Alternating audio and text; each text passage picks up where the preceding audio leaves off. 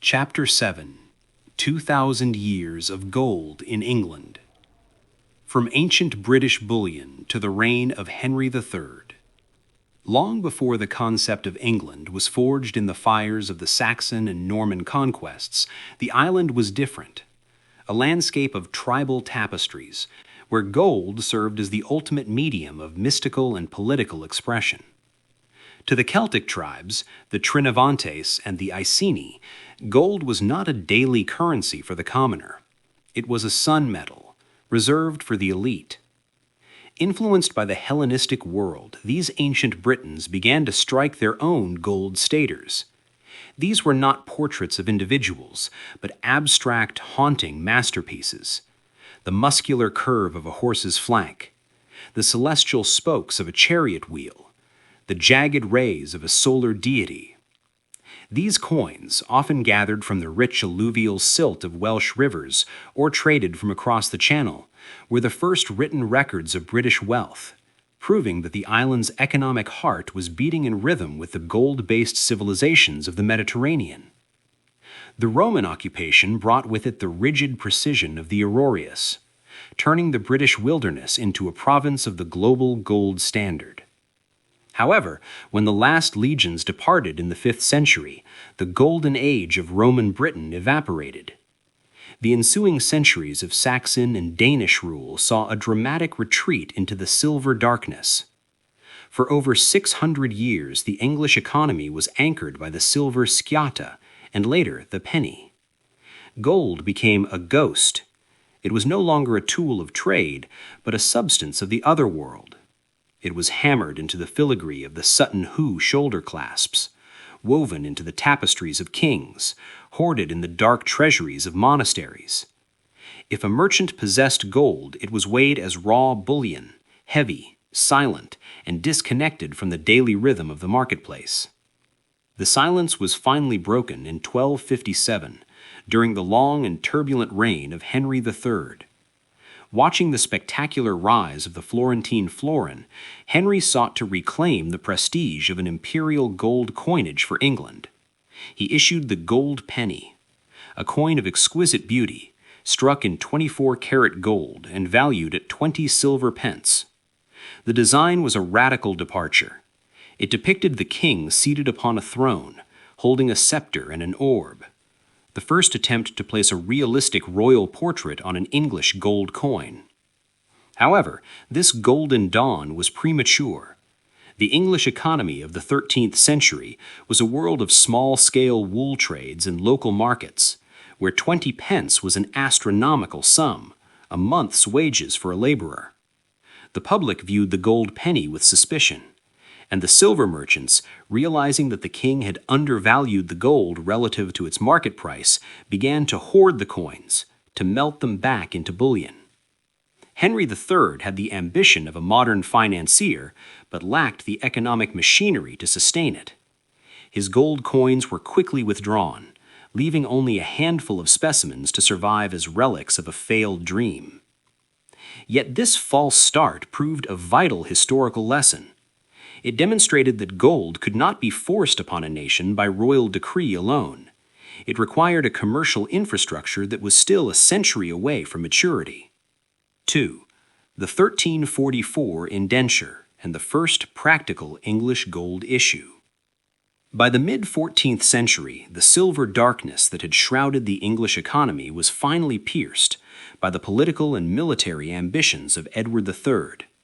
The onset of the 100 Years' War and the blossoming of the international wool trade with Flanders had made England's reliance on silver pennies an unbearable burden. A merchant carrying enough silver to purchase a ship's cargo of wool needed a caravan of pack horses. The time for a heavy metal was over. In 1344, through a historic royal indenture, a formal contract between the Crown and the Master of the Mint, Edward III orchestrated the birth of a coinage that would not only stabilize the economy, but also define the visual language of English power for centuries. This was the birth of the noble, a coin that stands as one of the most magnificent specimens in the history of numismatics. Unlike the fragile and failed gold penny of the previous century, the noble was a robust and heavy disc of nearly pure gold, valued at 6 shillings and 8 pence. Its design was a masterstroke of medieval propaganda. It depicted the king standing defiantly in the center of a ship, a sword in his right hand, and a shield bearing the arms of England and France in his left. The ship's hull, riding upon stylized waves, was a clear signal to the world that England's destiny and its gold were no longer confined to the soil of the island, but were masters of the sea. The 1344 indenture was a masterpiece of economic engineering. Edward III had learned from the failures of Henry III. He carefully calculated the ratio between gold and silver to ensure that the noble would be accepted by the wary merchants of London and the cynical bankers of Bruges. This coin was designed to be practical. It was exactly 1/3 of a pound sterling, making it an easy unit for the complex bookkeeping of the era. The gold for these coins flowed into the Tower of London not from mines, but from the pockets of European buyers hungry for English wool. It was, in the truest sense, commercial gold. However, the introduction of the noble also unleashed the predatory instincts of international money changers. Because the noble was such high purity and exquisite craftsmanship, it became a prime target for clipping and illegal export. The crown had to wage a constant legislative war to keep its new gold from draining away to the continent, where it was often melted down to strike inferior foreign imitations. Despite these challenges, the 1344 issue was a triumph. It provided England with its first truly international currency, a golden anchor that allowed a small island nation to fund the greatest wars and the most ambitious trade networks of the Middle Ages. The noble was not just money. It was the shimmering foundation upon which the future British Empire would be built. 3. The Tudor debasement and Elizabeth's great recoinage. The 16th century in England began with the glittering promise of the Renaissance, but soon descended into a monetary nightmare known as the Great Debasement. This period was dominated by the imposing figure of Henry VIII, a monarch whose appetite for war, architectural splendor, and marital upheaval was matched only by his desperate need for bullion. To fund his ruinous campaigns in France and Scotland, Henry committed a crime against the very soul of the English economy. He systematically poisoned the coinage. Starting in 1542, the royal mints began to reduce the gold and silver content of the coins, replacing the precious metal with base copper. The legendary gold sovereigns and angels, once the pride of Europe, became pale imitations of their former selves. The king's silver coins were so heavily alloyed with copper that the thin silver wash quickly wore off at the highest point of the design, the king's nose. This earned Henry the mocking nickname, Old Copper Nose. As the gold was sucked out of the economy and into the king's war chest, trust evaporated. Prices for bread, ale, and wool skyrocketed as merchants realized they were being paid in trash metal disguised by a royal portrait. By the time of Henry's death, the English gold standard was in ruins, and the nation's international credit was shattered. The task of resurrecting England's honor fell to her daughter, Elizabeth I. Ascending to the throne in 1558, she inherited an economy paralyzed by inflation and a currency that was a laughingstock in the markets of Antwerp. Elizabeth, guided by her brilliant financial advisor Sir Thomas Gresham, understood that a great nation cannot be built on a lie. In 1560, she initiated the Great Recoinage, one of the most courageous economic acts in history. She called in all the debased, corrupt coins of her father's reign, purchasing them at their actual and much lower metal value, and replaced them with a new, strictly regulated series of high-purity gold and silver coins. The process was agonizing and met with public outcry, yet Elizabeth remained steadfast. She reintroduced the gold angel and the fine sovereign, ensuring that every coin leaving the Tower of London was a testament to the sterling quality of the crown. This reform did more than just stabilize prices. It restored the English sense of identity. By returning to an honest gold standard, Elizabeth signaled to the world that England was back as a global player.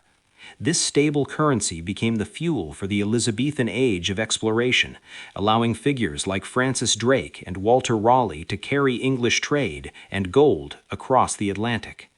Under Elizabeth, gold ceased to be a tool of royal theft and became once again the bedrock of national prosperity.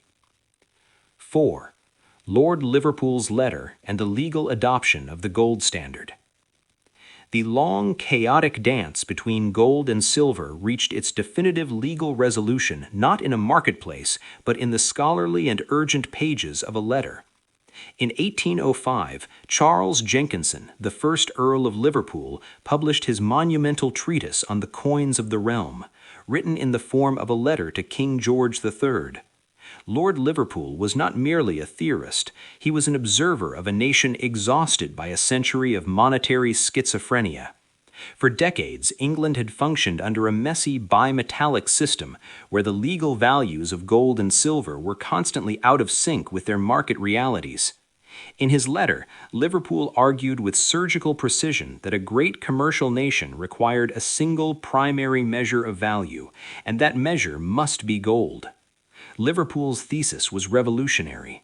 He proposed that gold should be the sole standard of value, while silver and copper should be relegated to the status of representative money or tokens, useful only for small transactions and legal tender only for limited amounts. This was the birth of the monometallic gold standard.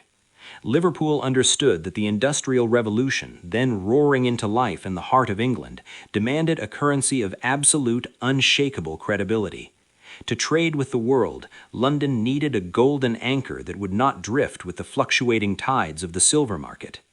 The principles outlined in Lord Liverpool's letter were formally enshrined into law through the Coinage Act of 1816. This act was the legal Big Bang of modern finance. It directed the Royal Mint to strike a new gold coin, the sovereign, valued precisely 20 shillings, £1. The act was unique because it did not just describe a coin, it established a system of free minting for gold, while strictly limiting the role of silver. For the first time in history, the relationship between a nation's currency and a physical weight of gold was locked by an act of Parliament. This legal adoption was the ultimate victory of the creditors and merchants over the old agrarian interests. By anchoring the British pound to gold, the government sent a message to every investor across the globe. The English pound is as solid as the metal itself. The 1816 Act turned the Bank of England into the guardian of a golden vault, and in doing so, it created the psychological and legal framework for the Pax Britannica. The sovereign became the symbol of this new era, a coin whose value was not a royal whim, but a mathematical and legal certainty, allowing England to finance a global empire on a foundation of shimmering, indestructible law. 5. The sterling standard and its preeminence prior to 1914. In the decades following the 1816 Act, the British pound sterling, anchored firmly to gold, ascended to a position of global dominance that no currency has matched since. This was the era of the classical gold standard, a period where London functioned as the beating heart of the world's financial anatomy. Because the Bank of England stood ready to convert its notes into gold sovereigns at a fixed and unchanging rate, the sterling became a universal language. A merchant in Shanghai, a railway builder in the Andes, a cotton trader in Alexandria, all looked to the London gold market as the ultimate arbiter of value. The gold sovereign, featuring the iconic image of St. George and the Dragon, was the world's most recognized passport for capital, accepted in every port and bazaar across the planet. The preeminence of sterling was not maintained by force alone, but by a collective psychological trust. The world operated on the rules of the game. When gold flowed out of a country, its central bank raised interest rates to draw it back in. This created a self-regulating global mechanism that ensured price stability for nearly a century. Under the Victorian sun, the gold standard facilitated an unprecedented explosion in international investment. British gold funded the laying of transcontinental telegraph cables, the construction of thousands of miles of iron rail. This was the Golden Peace. While localized conflicts existed, the global monetary system remained a monolith of stability, protected by the shimmering reserves of the Bank of England's vaults at Threadneedle Street. By the early 20th century, the sterling standard had reached its zenith. London was not just a capital city, it was the world's clearinghouse.